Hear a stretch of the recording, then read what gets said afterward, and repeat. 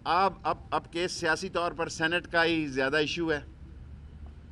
अगर supreme court फैसला दे देती है कि सेनेट का इलेक्शन, पहले भी मेरे ख्याल 24-26 फरवरी को हुआ था, मुझे एग्जैक्ट डेट नहीं पता, अगर शो ऑफ हैंड हो जाता है तो फिर मेरा ख्याल है कि इस मुल्क में ये कहना कि इलेक्शन में धांधली हुई है ये ख़त्म हो जाता है। इसका क्रेडिट इमरान खान साहब को जाता है।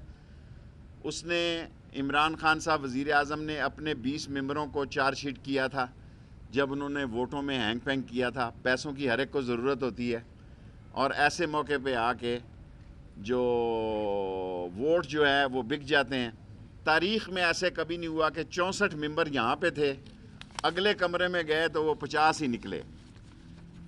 इस सारी सूरत हाल पे मेरा ख्याल है गेंद सुप्रीम कोर्ट में है और सुप्रीम कोर्ट जो फ़ैसला करेगी, अगर वो शो ऑफ हैंड की इजाज़त दे देती है, ये बहुत बड़ा इनकलाबी फ़ैसला होगा।